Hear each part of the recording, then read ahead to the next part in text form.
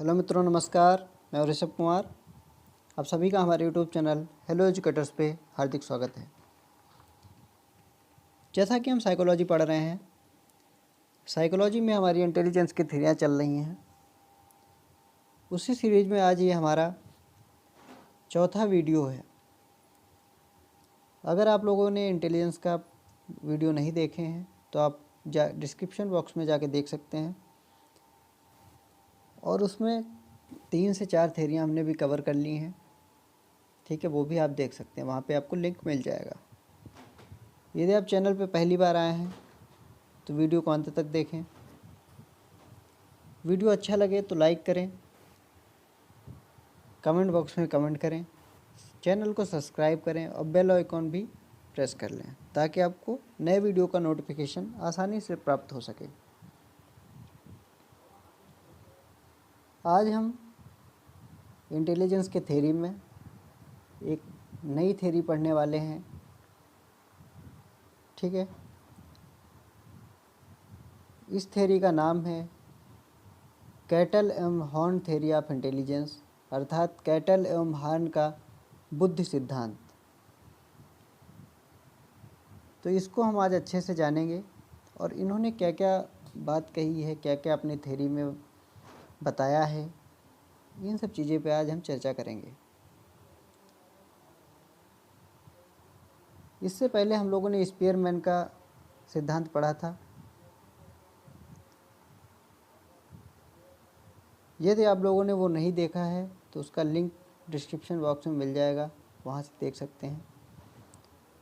इन्होंने क्या किया कि स्पीयरमैन का जो सामान्य बुद्धि कारक था, अर्थात जो जनरल इंटेलिजेंस फैक्टर था जी, उसको इन्होंने 2 भिन्न उपकारकों में बांटा। ठीक है, अब किस तरीके से इन्होंने बांटा और क्या नाम दिया है ये हम आगे देखते हैं। तो कैटल और हॉर्न ने तरल एवं ठोस बुद्धि का सिद्धांत जो है दिया है। इन्होंने जो स्पीयरमैन का जो सिद्धांत था, ठीक है, उसमें जो जनरल फैक्टर उन्होंने बताया था उसको 2 भागों में डिवाइड किया है, 2 उप भागों में कह सकते हैं डिवाइड किया है। पहला है जो फ्लूइड इंटेलिजेंस बोलते हैं, ठीक है, इसको जीएफ भी बोलते हैं। जीएफ अर्थात जनरल फ्लूइड इंटेलिजेंस, ठीक है, तरल बुद्धि। और दूसरा जो है क्रिस्टलाइज इंटेलिजेंस या ठोस बुद्धि, इसको जीसी भी बोलते हैं। जीसी अर्थात जनरल क्रिस्टलाइज्ड इंटेलिजेंस।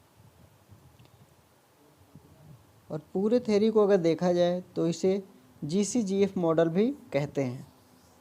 ठीक है, तो इन्होंने क्या कहा, सबसे पहले जो रेमंड कैटल थे, इनका पूरा नाम रेमंड कैटल है, इन्होंने तरल व ठोस बुद्धि की अवधारणा जो है प्रस्तुत की थी। और जो ये हॉर्न है HORN, इन्होंने ये जो है कैटल के छात्र हुआ करते थे। फिर इन दोनों लोगों ने मिल के इस सिद्धांत को और विकसित किया। इनके सिद्धांत से पता चलता है कि बुद्धि जो होती है वो विभिन्न क्षमताओं से बनी होती है। विभिन्न क्षमताओं से बनी होती है जो समग्र व्यक्तिगत बुद्धि का उत्पादन करने के लिए परस्पर क्रिया करती रहती है और एक साथ मिलकर कार्य करती है। अब हम देखते हैं इन्होंने जो फ्लूइड इंटेलिजेंस और क्रिस्टलाइज इंटेलिजेंस में बांटा है जनरल फैक्टर को, ये क्या होता है और किस तरीके से इन्होंने अपने सिद्धांत में इसको डिस्क्राइब किया है। तो इन्होंने कहा कि जो हमारी सामान्य बुद्धि है, जनरल इंटेलिजेंस है, उसमें ये दोनों बुद्धियाँ शामिल होती हैं।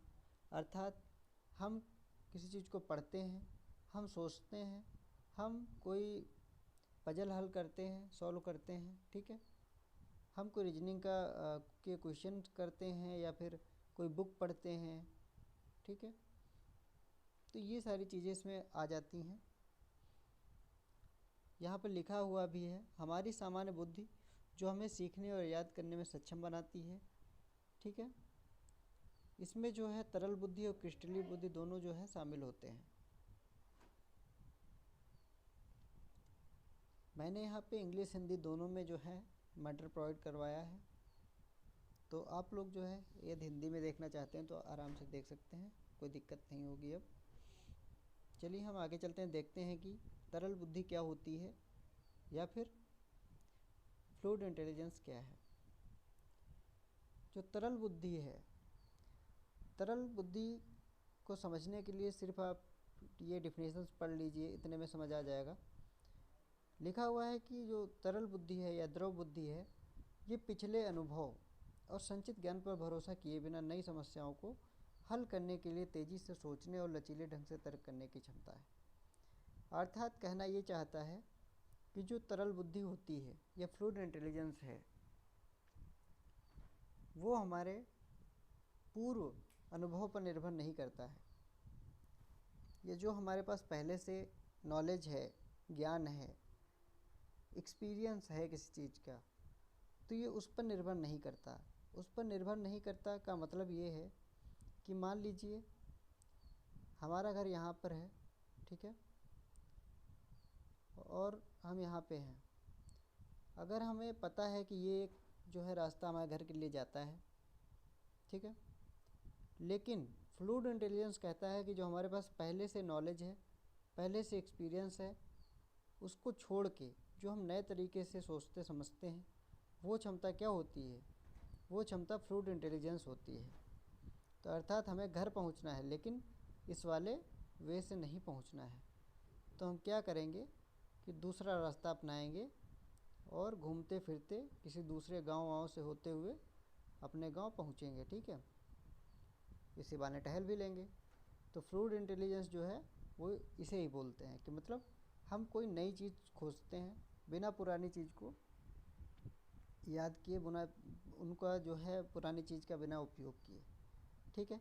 अब एग्जाम्पल लेते हैं। एग्जाम्पल में क्या है, किसी चीज़ को याद करना, ability to reason, thinking flexibility. अर्थात हम जैसे घर जा रहे थे तो फ्लेक्सिबिलिटी क्या होनी चाहिए, जैसे पहले से तो जाना नहीं है हमें, ठीक है, अब दूसरा रास्ता हमने अपनाया यहाँ से, तो अगर यहाँ पे कहीं पे अगर कोई दिक्कत आ रही है, मोड़ आ रही है, तो वहाँ पे मुड़ना है हमें। ये नहीं कि रिजिड रहना है कि नहीं हमें जाना है तो इधर ही जाना है, हमें मुड़ना नहीं है किधर भी। तो भाई किसी घर के ऊपर थोड़ा ना चढ़ जाओगे, जिधर रास्ता मुड़ रहा है उधर ही मुड़ते हुए जाएंगे ना आप। तो वही चीज़ होती है, थिंकिंग फ्लेक्सिबिलिटी होनी चाहिए हमें, सोचने समझने की क्षमता में जो है फ्लेक्सिबल रहना चाहिए हमें। अगर बदलाव करने की ज़रूरत है तो वहाँ पे चेंज होना चाहिए। कंप्रिहेंशन अर्थात किसी चीज़ को सोचने समझने और एक निर्णय पे पहुँचने की क्षमता है। रीजनिंग, कोई भी कार्य हम कर रहे हैं, ठीक है, तो उसको जैसे कोई मैथ का ही क्वेश्चन ले लेते हैं, मैथ का जो नए नए क्वेश्चंस आते रहते हैं उसको सॉल्व करना। हम लोग फेसबुक पे जो है क्वेश्चंस आते रहते हैं, उसको सॉल्व करते रहते हैं, ठीक है। तो ये सारी चीज़ें क्या होती है, रीजनिंग होती हैं। जैसे हम देखते हैं कि कोई महिला है, वो सामान लेने गई, अगर 100 रुपये का सामान लेती है तो उसे इतने रुपए वापस करता है वो शॉपकीपर, ठीक है, तो उसके पास कितने रुपए रहे। ऐसे क्वेश्चन आप लोगों ने देखे होंगे, वो सारे क्या होते हैं, रीजनिंग के अंतर्गत आते हैं, जो हमने पहले से नहीं देखे रहते हैं लेकिन हम उसको सॉल्व करने की कोशिश करते हैं, तो वो जो है फ्लूइड इंटेलिजेंस में आता है। फिर प्रॉब्लम सॉल्विंग, अगर कोई समस्या आ जाती है, प्रॉब्लम सॉल्विंग भी एक तरीके से उसी चीज़ को रिप्रेजेंट करता है, ठीक है, रीजनिंग को ही। या फिर कोई समस्या आ जाती है, उसको हम किस तरीके से सॉल्व कर रहे हैं, ठीक है, कौन कौन से स्टेप्स ले रहे हैं, ये सब फ्लूइड इंटेलिजेंस में आता है।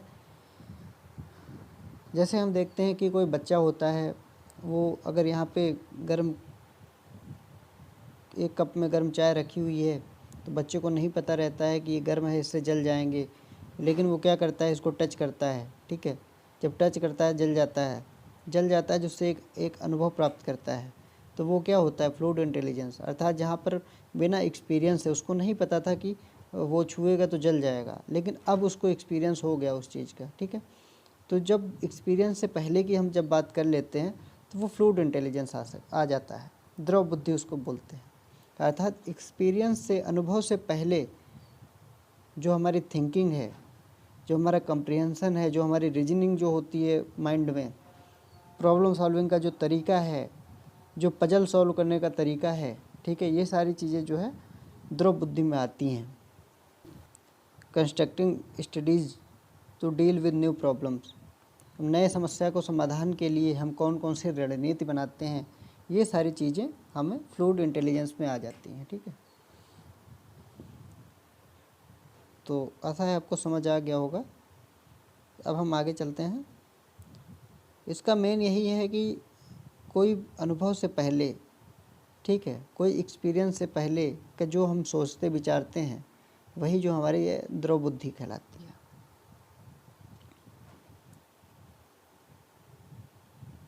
ठीक है, आगे चलते हैं, देखते हैं यहाँ पे क्या है। क्रिस्टलाइज इंटेलिजेंस मतलब ठोस बुद्धि के बारे में हम पढ़ेंगे कि ये क्या होता है। उसमें क्या था कि जो पूर्व अनुभव, ठीक है, पूर्व अनुभव से जो पहले की बात थी वो हमारी तरल बुद्धि थी। लेकिन जब पूर्व अनुभव के बाद की बात आती है, अर्थात जब हमें एक्सपीरियंस होता है, कोई प्रायर एक्सपीरियंस होता है, प्रायर लर्निंग होती है, पहले से हमें ज्ञान प्राप्त होता है किसी चीज़ का, ठीक है, तो उसी क्षमता का जो है यूज करके हम किसी समस्या को सॉल्व करते हैं, तो वो क्या होती है, क्रिस्टलाइज थिंकिंग होती है, क्रिस्टलाइज लर्निंग होती है, इसको ठोस बुद्धि बोलते हैं। ठीक है, तो यहाँ पर कौन कौन सी चीज़ें आती हैं, यहाँ पर हम देखते हैं कि एक्यूमुलेशन ऑफ नॉलेज, अर्थात जो ज्ञान है उसको इकट्ठा करना। ठीक है, हम प्रायर एक्सपीरियंस से उसको जो है लेते रहते हैं और नई नई चीज़ें सीखते रहते हैं। ठीक है, उसमें चेंज करते रहते हैं। जो हमारा पुराना एक्सपीरियंस होता है, पुराना अनुभव होता है, पुराना नॉलेज होता है, उसको हम नए नॉलेज से, नए ज्ञान से, नई चीज़ों से जो है उसको सुधारते रहते हैं एक तरीके से। ठीक है, उसमें चेंज करते रहते हैं, चेंज लाते रहते हैं। Skills that are acquired thoughtful life, कौन कौन सी स्किल्स है जो हम एक्वायर करते हैं, ग्रहण करते हैं अपने लाइफ के माध्यम से, लाइफ से जो हम सीखते हैं उन चीज़ों की बात करता है। अर्थात इसमें सारी चीज़ें एक्सपीरियंस से देखने के लिए मिलेंगी। ठीक है, रिकॉलिंग, किसी चीज़ को हम रिकॉल करते हैं, सोचते हैं कि वहाँ पर क्या हुआ था, जब हम किसी के शादी में गए थे वहाँ पे ऐसे डांस किए थे, ठीक है, उन्होंने उसको धक्का दे दिया था। ये सारी चीज़ें मतलब जो चीज़ें होती हैं हमारे पूर्व अनुभव के अकॉर्डिंग जो हमने किया है उसको सोचना, उसको समझना। कहीं पे हम टहलने गए हैं, ठीक है, हिस्टोरिकल इवेंट कोई चल रहा है, वहाँ पे गए हुए हैं तो उसको याद करना, ठीक है, कि किस दिन क्या हुआ था। या फिर कोई किसी जगह टहलने गए हैं हम, मान लीजिए मुंबई गए हैं, तो हम बताते हैं कि अक्सा बीच पे ये चीज़ें थी। ठीक है, लव मुंबई पे ये था। अली अवर जंग में हम जब गए थे तो वहाँ पे ऐसे बच्चे थे जो डेफ बच्चे थे, उनको ऐसे हीयरिंग एड लगाया जाता था, ऐसे स्पीच थेरेपी दी जाती थी। तो ये सारी चीज़ें जो हम रिमेंबर करते हैं, ठीक है, या हम अपने पुराने दिनों में जब जाते हैं, स्कूल या कॉलेज की बात करते हैं, तो हमें फ्रेंडों की बातें याद आती हैं। वो सारी चीज़ें मतलब जो हमारे माइंड में घूमती रहती हैं, ये क्या है, ये क्रिस्टलाइज थिंकिंग है, क्रिस्टलाइज लर्निंग है, क्रिस्टलाइज इंटेलिजेंस है। ठीक है, ठोस बुद्धि। और जो हम वोकेबुलरी जो है हम बनाते हैं, बिल्ड करते हैं, निर्माण करते हैं, ये सारी चीज़ें भी इसी में आ जाती हैं। और क्या है, रिसाइटिंग पोएटिक टेक्स्ट, जैसे हम कोई कविता पढ़ते हैं, ठीक है, तो वहाँ पर भी हमारे पूर्व अनुभव जो है वो शामिल होते हैं। ठीक है, तो ऐसा है, ये चीज़ आपको समझ आ गई होगी। तो यहाँ से आप समझ सकते हैं कि जो हमारा एक्सपीरियंस होता है, जो हमने सीखा है, जो अनुभव किया है, उन सब चीज़ों के लेके जो हमारी बुद्धि होती है, उन सब चीज़ों को लेकर जब हम सोचते हैं या किसी प्रॉब्लम को सॉल्व करते हैं, तो वो क्या होता है, क्रिस्टलाइज इंटेलिजेंस, अर्थात ठोस बुद्धि। अब जब हम बिना अनुभव से पहले की जब हम बात करते हैं, ठीक है, तो वो क्या होता है, हमारा फ्लूइड इंटेलिजेंस होता है, अर्थात द्रव बुद्धि। ठीक है, अब चलिए हम आगे चलते हैं। अब हम ये देखते हैं कि यहाँ पर फ्लूइड इंटेलिजेंस और क्रिस्टलाइज इंटेलिजेंस ये हमारी लाइफ में कैसे रहता है। जब बच्चा छोटा होता है, अगर आपको ये नहीं समझ में आ रहा है कि इन्फ्लुएंसी क्या है, चाइल्डहुड क्या है, ठीक है, ये सारे स्टेजेज हैं जो डेवलपमेंट की स्टेजेज हैं, ठीक है, ह्यूमन डेवलपमेंट की, तो ये सारी स्टेजें हमने कवर कर ली हैं। अगर आप लोगों को नहीं पता है तो आप लोग डिस्क्रिप्शन बॉक्स में जाके वहाँ से देख सकते हैं। ठीक है, आई बटन में भी इसका लिंक मैं दे दूंगा, वहाँ से देख सकते हैं। ऊपर साइड में राइट साइड में आप देखिएगा, वहाँ पे अगर क्लिक करेंगे तो ये मिल जाएगा आपको। ठीक है, आगे हम चलते हैं। तो यहाँ पे क्या हुआ कि बच्चे में या फिर किसी व्यक्ति में किस तरीके से ये जो बुद्धि होती हैं, इन्होंने कैटल ने बताया कि जो दो बुद्धि होती हैं इसका कैसे निर्माण होता है, ये किस तरीके से ये अपना अपना कार्य करती हैं। अर्थात जो फ्लूइड इंटेलिजेंस है, ठीक है, जो तरल बुद्धि है, ये शुरुआती दौर में ज़्यादा देखने के लिए मिलती है। जैसे कोई बच्चा वाला हमने एग्जांपल लिया था, वो चाय का कप जो है गर्म था, उससे जो है छू रहा था, उसको छूने के बाद उसको पता चला कि ये चाय है, ये गर्म है, ठीक है, उसको नहीं छूना चाहिए, ठीक है। तो ये अनुभव से पहले की बात थी, जब बच्चा अपनी स्वयं सोच लगा के अपने तर्क करके वो कार्य कर रहा था, ठीक है। तो ये शुरुआती दौर में जो क्या होता है कि फ्लूइड इंटेलिजेंस जो है ठीक ठाक देखने के लिए मिलती है, और क्रिस्टलाइज इंटेलिजेंस साथ साथ ही चलती रहती है। अर्थात बच्चा अपने नई नई चीज़ों को सोचता है, समझता है, फिर जब ये चीज़ कर लेता है तो यहाँ पे एक अनुभव प्राप्त हो जाता है बच्चे को कि ये जो कप है वो गर्म है, ठीक है, ये चाय जो है वो गर्म है, इसको नहीं छूना चाहिए।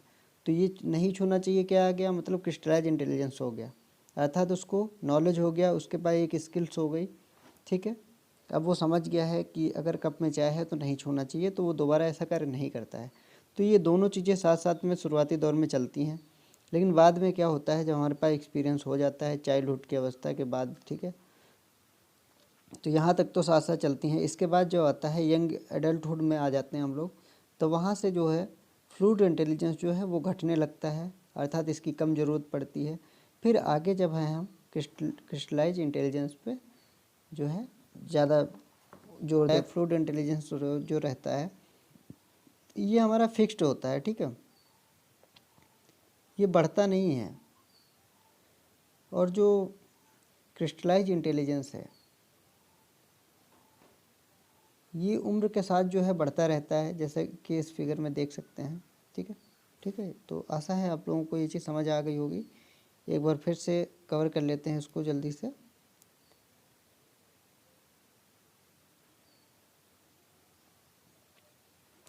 तो यहाँ पे इस फिगर में यही समझाया गया है कि जो शुरुआती दौर में फ्लूइड इंटेलिजेंस है ये बढ़ता हुआ दिख रहा है, लेकिन एक स्टेज के बाद ये जो है घटने लगता है।